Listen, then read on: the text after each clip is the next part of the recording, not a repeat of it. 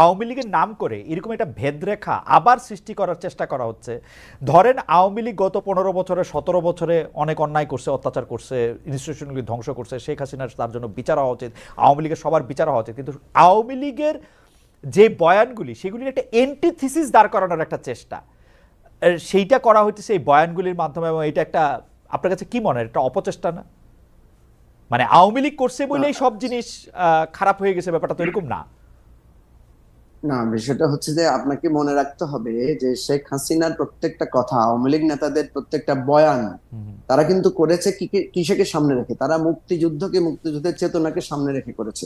মুক্তিযুদ্ধের চেতনাকে সামনে রেখে তারা 2000 ভুয়া মুক্তিযোদ্ধা তৈরি করেছে যার বয়স 50-এরও কম।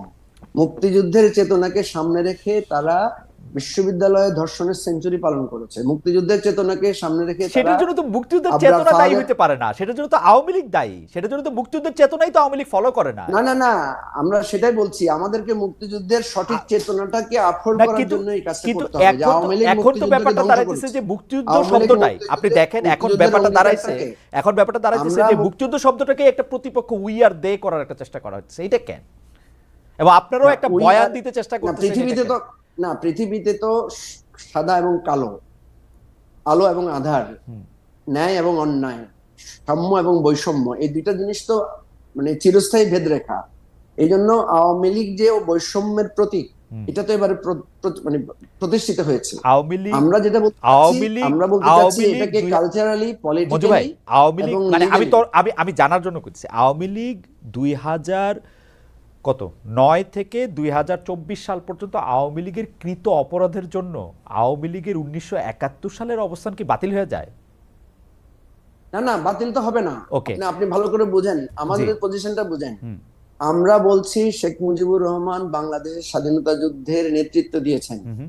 কিন্তু তিনি বাংলাদেশের গণতন্ত্রকে হত্যা করেছেন, তিনি বাকশাল কায়েম করেছেন, তিনি জাসদের 30,000 নেতাকর্মীকে হত্যা করেছেন। ওকে। তার শাসনামলে বাংলাদেশের গণতন্ত্র ধ্বংস হয়েছে। রাইট। শেখ হাসিনা এরশাদ বিরোধী আন্দোলনের, গণতন্ত্র আন্দোলনের নেত্রী ছিলেন। 90-এ আমরা একসাথে আন্দোলন করেছি, সংগ্রাম করেছি। সেই শেখ হাসিনা বাংলাদেশের গণতন্ত্রকে তিলে তিলে হত্যা করেছেন। আমরা এই বয়ানটা স্টাবলিশ করতে চাই। এই জন্য আপনি খেয়াল করার কথা, ইমিডিয়েটলি ইমিডিয়েটলি জামাতের পক্ষ থেকে জামাতের আমির বলছেন যে আল্লাহর ওয়াস্তে ক্ষমা করে দেওয়ার কথা, যেটা নিয়ে কথা উঠেছে। বিএনপির ব্যাপক সমালোচনা হচ্ছে যে তারা আওয়ামী লীগকে নিষিদ্ধ করতে চান না। এই কথাটা নিয়ে আমরা কিন্তু এই জায়গায় বলেছি যে আমরা আওয়ামী লীগের সাংস্কৃতিক, রাজনৈতিক এবং আইনি হুম। আওয়ামী লীগের বিরুদ্ধে ব্যবস্থা গ্রহণ চাই।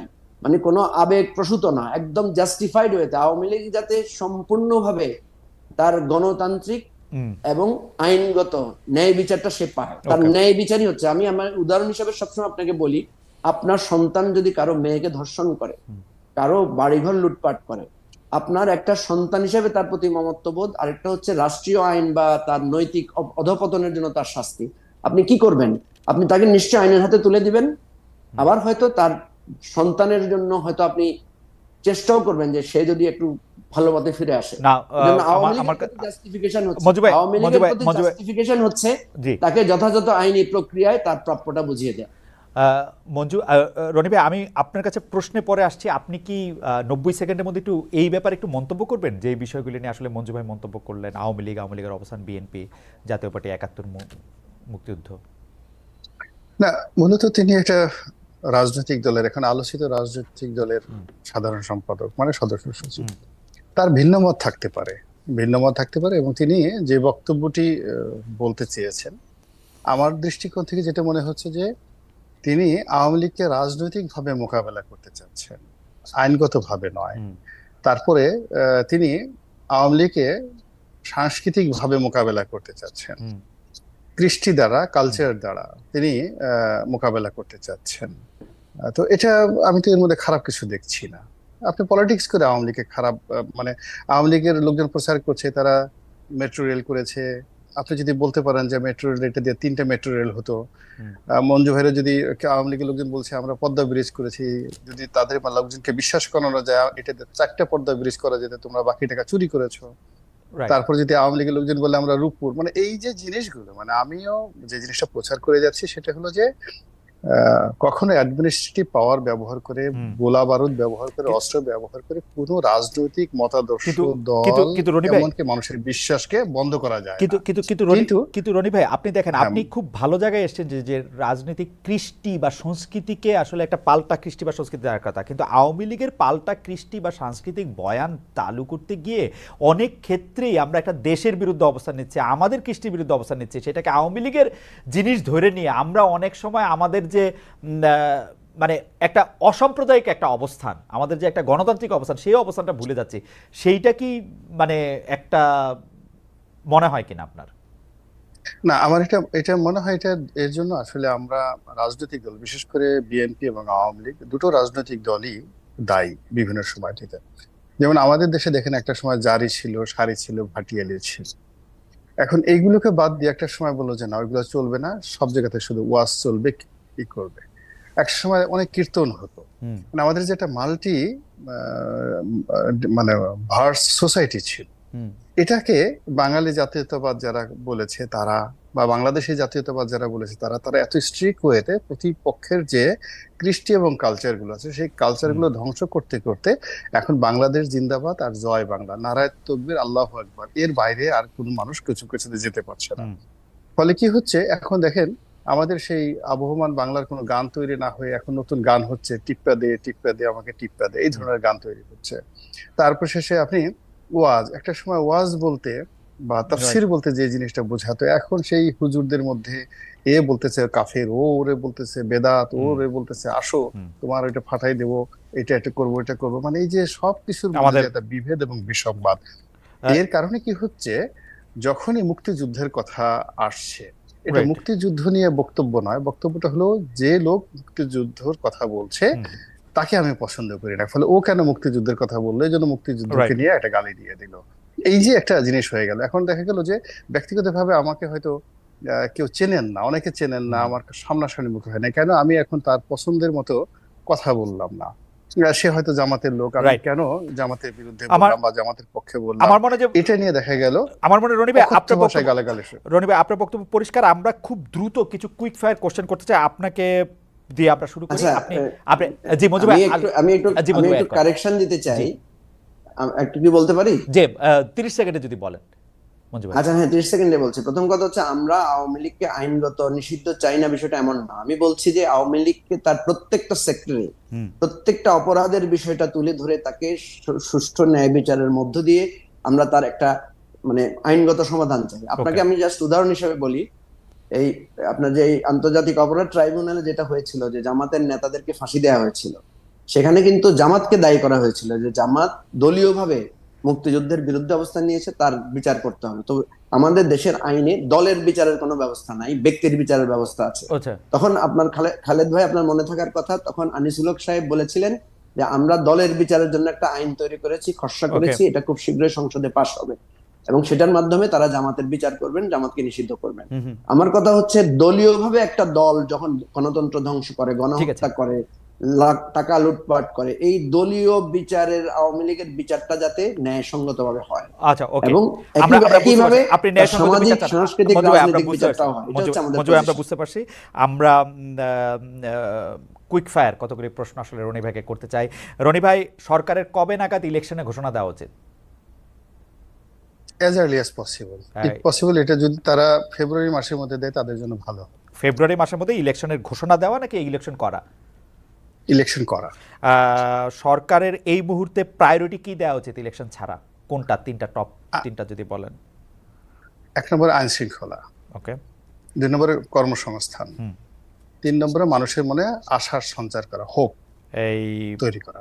5 তারিখ ক্ষমতা নেওয়ার পরে এই সরকারের সবচেয়ে বড়, আমি ভুল বলবো না, মানে কোন জিনিসটা রিরাইট করতে পারতো বা আপনি হলে? না, আমি হলে আমি তো এগুলো নিয়ে নিজেও না, আমার কাছে যেটা মনে হচ্ছে যে আমি এই সরকারকে নিয়ে আমার যে স্বপ্ন ছিল, ভালোবাসা ছিল, হুম, শ্রদ্ধা ছিল, আকাঙ্ক্ষা ছিল, অনেকগুলো বিষয় ছিল, হুম, এই একটা জায়গাটাতেও সরকার টাচ করতে পারেনি।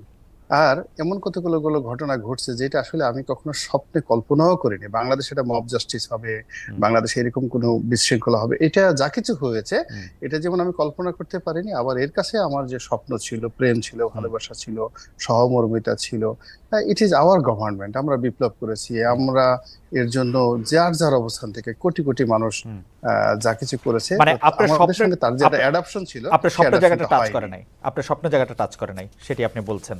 জি। একদমই না। জি। আচ্ছা, আর একটা প্রশ্ন হচ্ছে যে আপনি আপনার আপনার রাজনৈতিক ভাষ্যে আপনি স্পষ্ট বলছেন যে বর্তমান নেতৃত্বের মাধ্যমে বাংলাদেশে আওয়ামী লীগ আর রাজনীতিতে ফিরতে পারবে না। নতুন নেতৃত্বের মধ্যে আপনি কাকে দেখেন? নিজেকে দেখেন কিনা, সোহেল তাজকে দেখেন কিনা, বা আর কোনো নাম আপনার মাথায় আসে কিনা?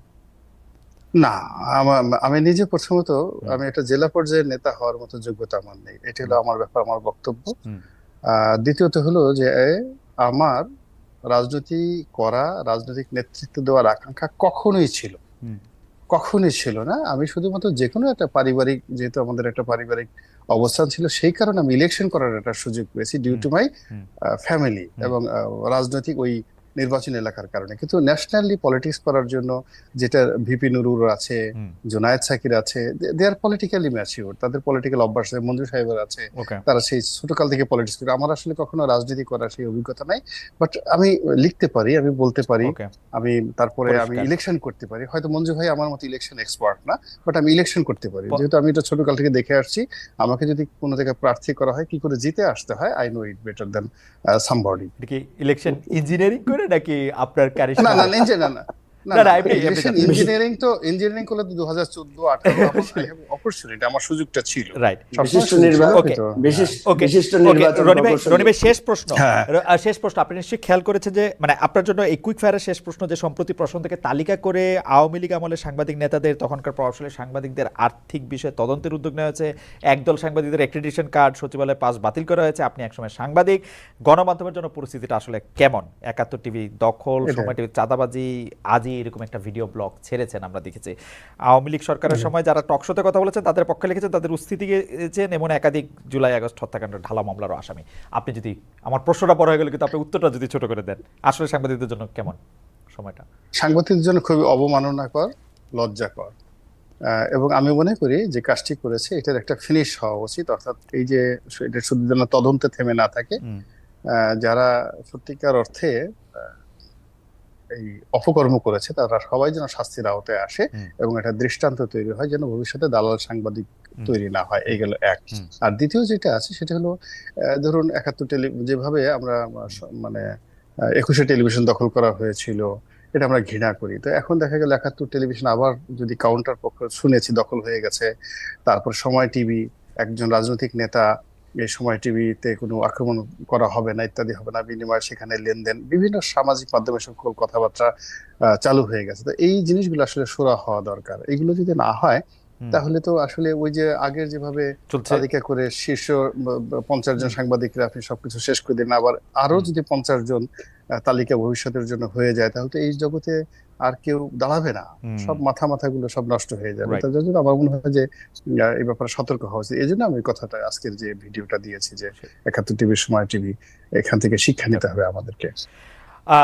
রনি ভাই, আপনি আমাদের সঙ্গে থাকবেন। মঞ্জু ভাই, আপনার জন্য আমি কতগুলি প্রশ্ন, প্রায় একই প্রশ্ন আপনাকে আসলে খুব দ্রুত আপনার উত্তর চাইবো, যে আপনি মনে করেন ইলেকশন কবে নাগাদ ঘোষণা করা উচিত?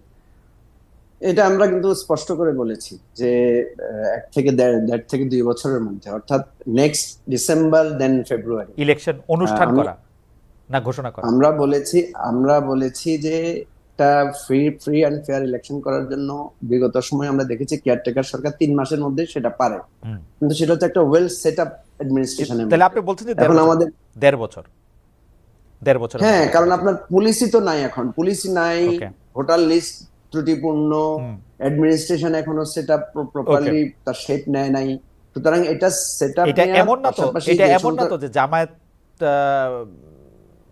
এর সাথে আপনাদের একটা অবস্থানগত মিল অমিল, বা জামায়াতের সাথে তাকিয়ে থেকে আপনারা কোনো সিদ্ধান্ত নিচ্ছেন না, এটা আপনাদের নিজস্ব সিদ্ধান্ত? না, এটা আমরা পার্টি হিসেবে প্রথম পার্টি যারা স্পেসিফিক একটা টাইম স্কেডিউল আমাদের পক্ষ থেকে বলেছে। সবাই তো বলছে যে যৌক্তিক সময়, আমরা একটা ব্যাখ্যাও দিয়েছি, এই 1.5 থেকে 2 বছর এটা যৌক্তিক সময় আমরা মনে করি। ওকে মঞ্জু ভাই, সরকারের প্রায়োরিটির ক্ষেত্রে কি হওয়া উচিত এই মুহূর্তে? দেখেন, ফার্স্ট প্রায়োরিটি হচ্ছে সাধারণ মানুষ কিন্তু সংস্কার বোঝে না, সাধারণ মানুষ বোঝে তার নিত্যদিনের জীবনযাত্রার ব্যাপারটা। আপনি আপনি নিত্যদিনের জীবনযাত্রা, জি, নিত্যদিনের জীবনযাত্রায় স্বস্তিটা হচ্ছে প্রথম প্রায়োরিটি, সেকেন্ড হচ্ছে সংস্কার, থার্ড হচ্ছে ইলেকশন। এই তিনটা প্রায়োরিটি আমার কাছে। ওকে। নিত্যদিনের তো আপনার কাছে কি মনে হয় যে সরকার কি ভুল করেছে 5 আগস্ট থেকে, বা কোন জিনিসটা আসলে না করলে পারতো? আপনারা হলে কোন জিনিসটা করতেন না? স্পেসিফিক কোনো কিছু ভাবনা আছে কিনা? প্রধান উপদেষ্টার সাথে যখন প্রথম মিটিং হয়, প্রথম আশঙ্কাটা আমরা প্রকাশ করেছিলাম যে আপনাদের সাথে প্রথম গ্যাপটা হবে পলিটিক্যাল পার্টিগুলোর। তো সেটাই কিছুটা হয়েছে। এখন তারা কিছুটা এটাকে, মানে আমি মনে করি যে কিছুটা মেকআপ করার চেষ্টা করছেন। 2 নম্বর যেটা হচ্ছে যে সরকারের ফার্স্ট প্রায়োরিটি দেওয়া উচিত ছিল নিত্যদিনের আমাদের বাজার পরিস্থিতি, যানজট এবং প্রশাসনকে একটা স্টেবল জায়গায় নেওয়া, পুলিশকে একটা স্টেবল জায়গায় নেওয়া। প্রথমেই স্বরাষ্ট্র মন্ত্রণালয়ে 2বার চেঞ্জ করাটা, এটা আমার কাছে মনে হয় টেকনিক্যাল ভুল হয়েছে। আমরা